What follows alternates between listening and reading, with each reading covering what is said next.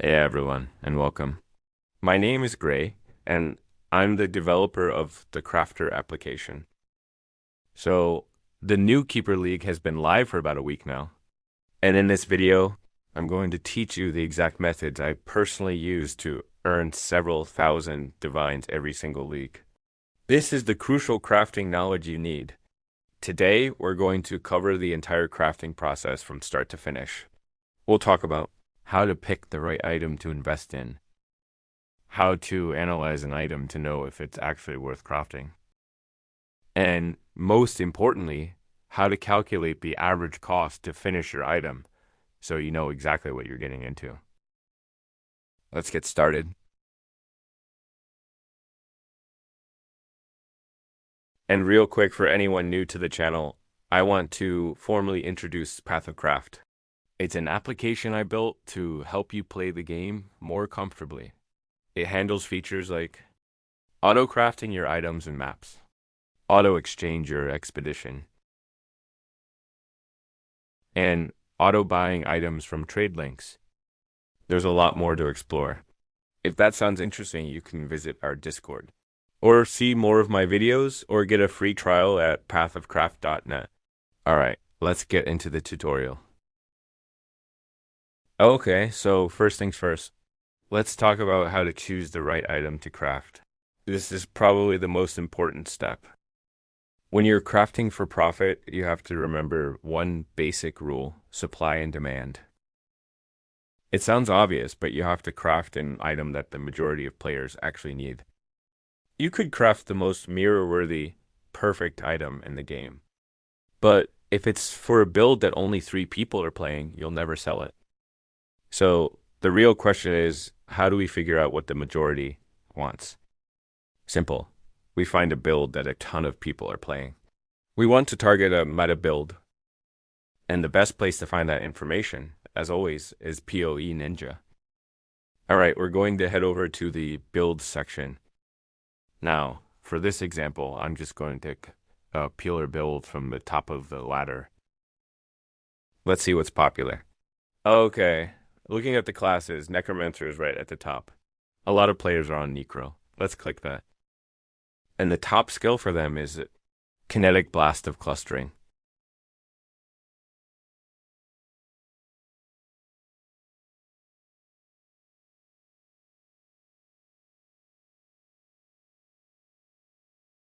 By targeting this build, we know there is a huge customer base already waiting for the exact kind of item we're going to craft.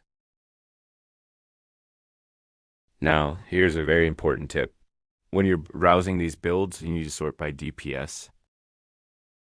It shows you the players who have actually invested in their gear, but be careful the PoB warriors.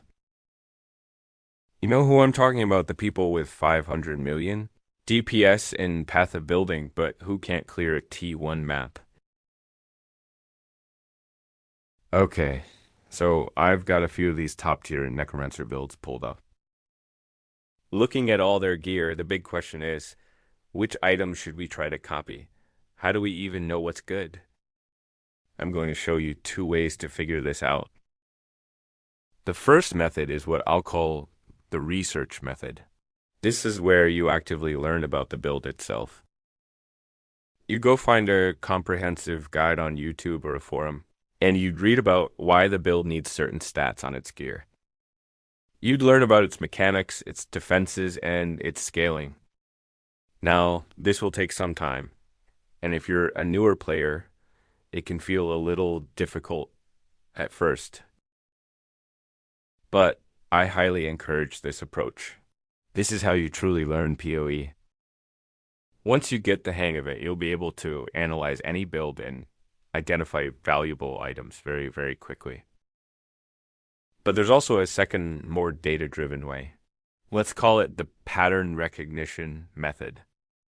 Following a single guide is a great choice, but it's not always perfect. Why? Because a guide is often based on the personal opinion and budget of the person who wrote it.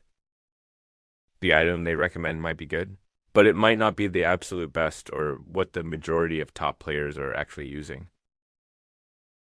So To find out what is truly in high demand, you need to compare the items across multiple top players.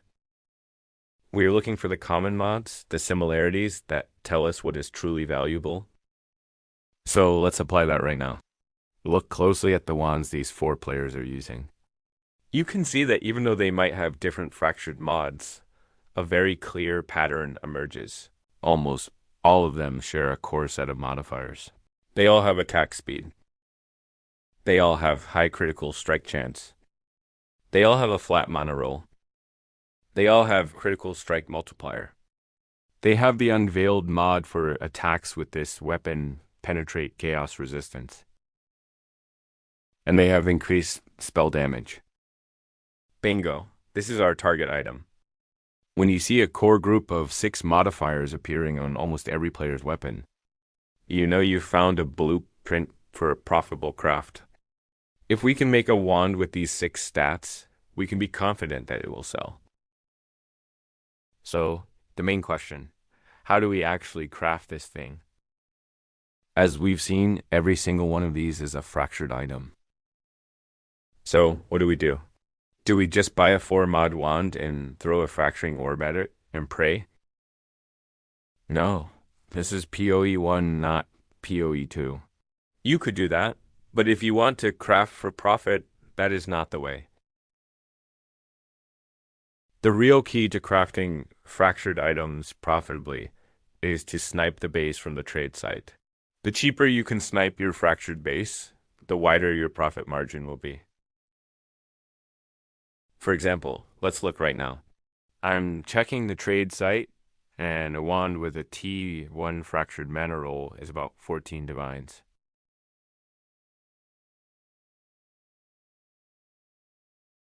And if we look at a finished wand, like the ones we're aiming for, they're selling for around 20 divines.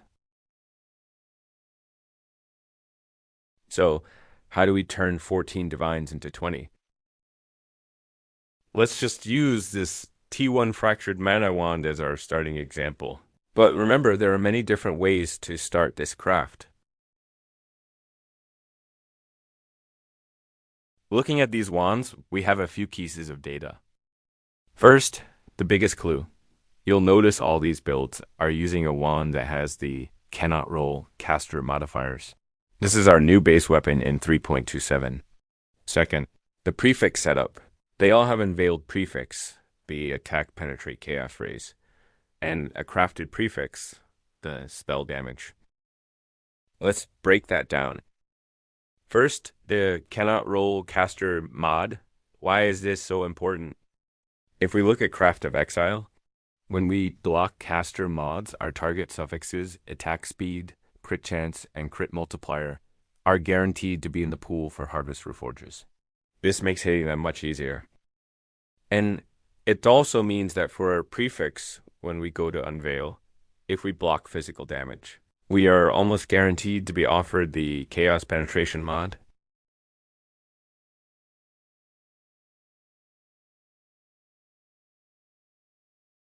Okay, back to the second clue. The Veiled mod plus Crafted mod combo on the prefixes. Whenever you see this, it tells you one thing. You must finish the opposite affixes first. In this case, it means we must get our suffixes perfect before we even touch the prefixes. The process will be 1. Fill all 3 suffixes. 2. Craft suffixes cannot be changed. 3. Use a Veiled Chaos Orb. So, the whole craft boils down to one problem. What is the cheapest way to get all 3 suffixes? Attack speed, crit chance, and crit multiplier? Usually, when starting a fractured craft, you have 4 main paths. Essence, spam. I'll spam for 1 mod, Regal, and then Harvest Reforge. Fossil crafting. Or just spamming Harvest Reforges. Now, because we know cannot roll caster is on the item, we have a huge advantage. All 4 of these methods can work. We could, for example, get 2 good suffixes and then Harvest Reforge the 3rd one. But which method is actually the most efficient? the cheapest. This is why I always tell people, learn to use Craft of Exile. This tool will save you hundreds of divines by letting you simulate your craft first.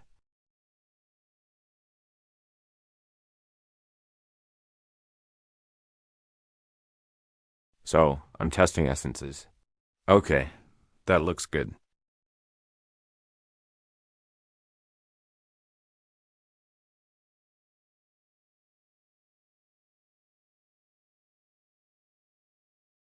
Now I'm testing Outspam and Regal. That's more expensive. Now fossils.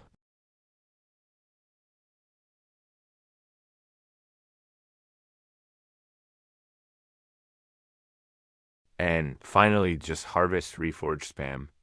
And as you can see, the simulation shows that essence spamming is the cheapest method by a good margin. If you're a very experienced player, you might not need to do this simulation every time. But practicing and playing with Craft of Exile is absolutely essential. It helps you build that crafting skill and, more importantly, confirm your crafting plan before you start burning currency. Okay, so let's actually map out this plan.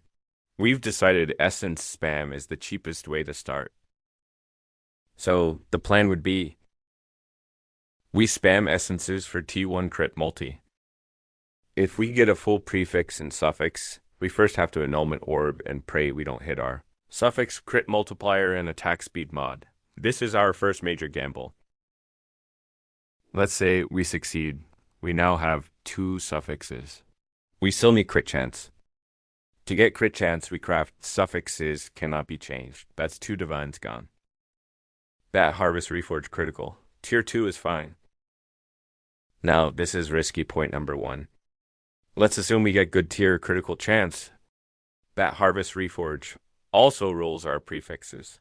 If that reforge fills all 3 of our prefix slots, we need to use annulment orb again. We must have an open prefix to move on to the veiling step. But okay, let's pretend we get lucky. The reforge gives us crit chance and leaves a prefix open. Now for the prefixes. The plan is, using beast to craft suffix cannot be changed. And here we have risk point number 2. The Veiled Chaos Orb guarantees a veiled mod, but it also adds other random mods. If the Veiled Chaos Orb fills all 3 of our prefix slots, the item is bricked again. So what's the conclusion?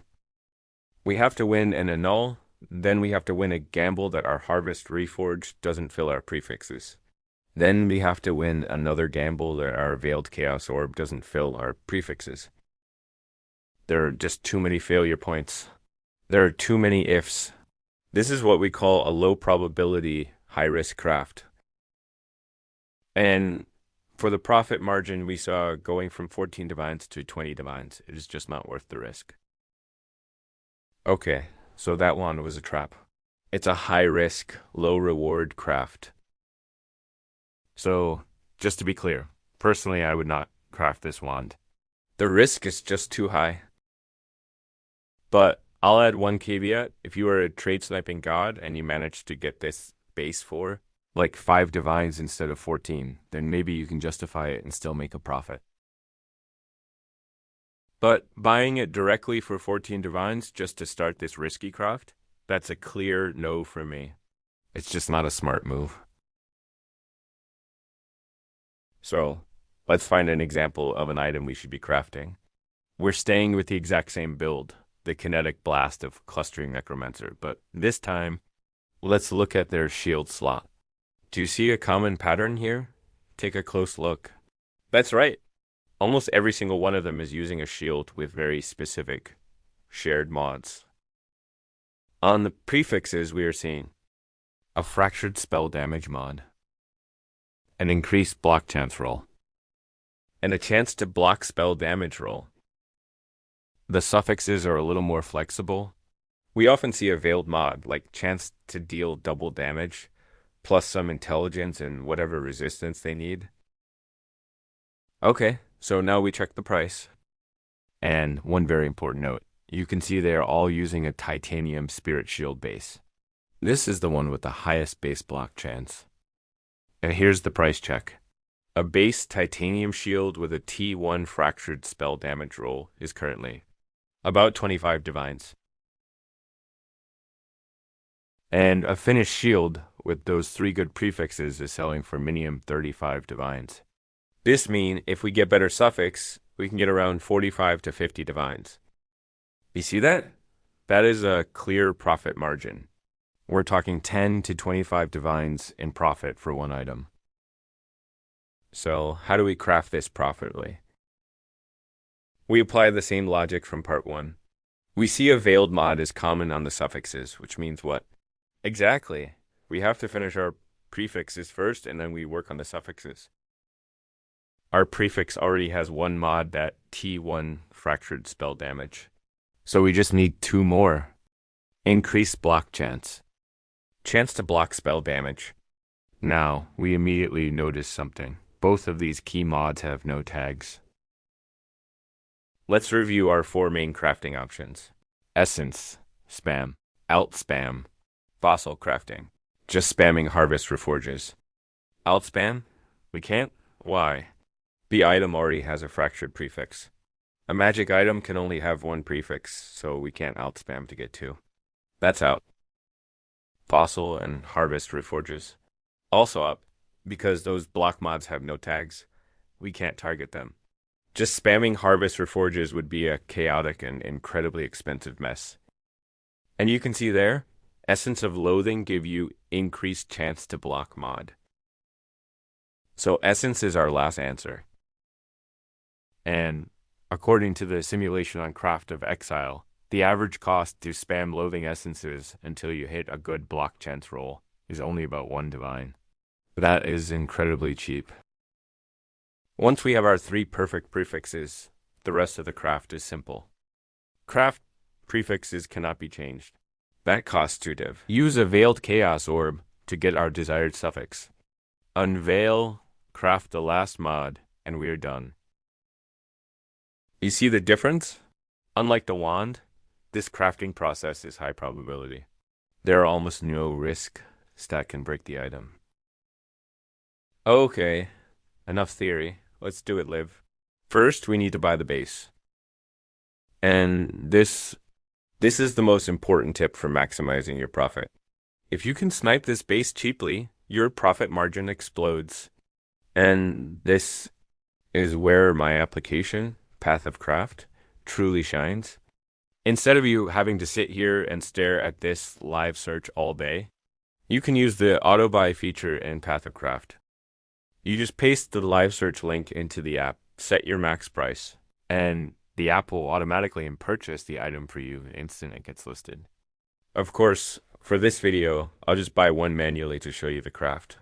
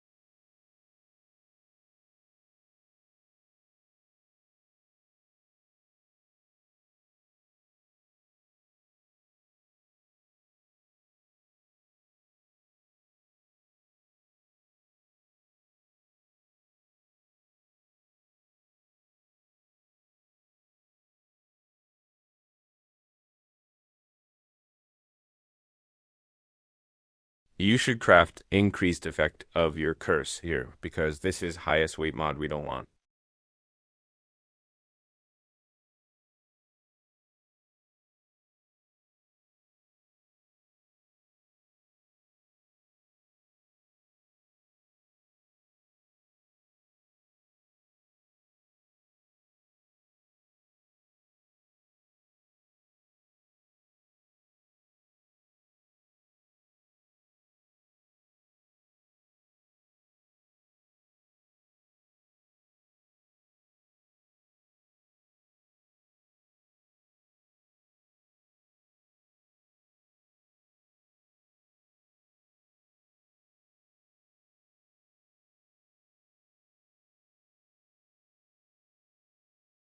And here's the result.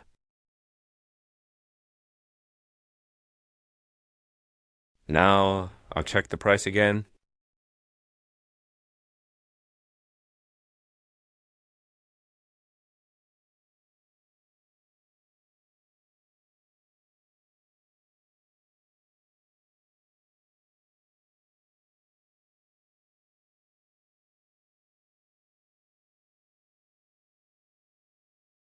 Okay, I'm listing this for 45 divines. Simple as that. All right, so let's do the final math. The base cost us 25 divines. We spent about 1 divine on essences and 2 divines on the prefixes cannot be changed craft. So a total cost of 28 divines. We're selling it for 45. That means we just made 17 divines of pure profit. Now, 17 divines? It's not a mirror, right? It's not a life-changing amount of currency, but it was fast. And more importantly, it was safe and predictable. And this brings me to the single most important piece of advice I can give you about crafting for profit. If you remember one thing from this video, let it be this. I would always rather craft 100 items for 10 divines of profit each, then try to craft one single item for 1,000 divines of profit. Why? Because the 1,000 divine craft is a gamble. It's a lottery ticket. You could sink 500 divines into it and be left with nothing. But the 10 divine craft, that's a business. It's a repeatable, scalable, low-risk process. That is how you build real wealth in this game. You find a consistent winner, like this shield, and you just do it over and over. And that, of course, is where an automation tool like Crafter becomes your best friend. It takes this profitable, repeatable process and puts it on autopilot. Honestly, that's the perfect note to end on. I was planning to do another craft, but this video is getting long, and that core philosophy is the most important lesson I can share. My goal today wasn't just to show you how to craft, but how to think about crafting for profit. As I said, the real way to build wealth is to find that consistent 10 divine profit item and just do it over and over and over. So if you enjoyed this guide and you want to take your crafting to the next level, I'd be honored if you checked it out. You can get a free trial right now over at pathofcraft.net. If you have any questions or just want to join an awesome community of fellow crafters, please join our Discord. The link is right down in the description. That is all from me today. Thank you so much for watching. If this video helped you learn something, please do me a huge favor and hit that like button. Subscribe for more in-depth guides like this. I'm Gray. Good luck with your crafts, and I'll see you in the next one.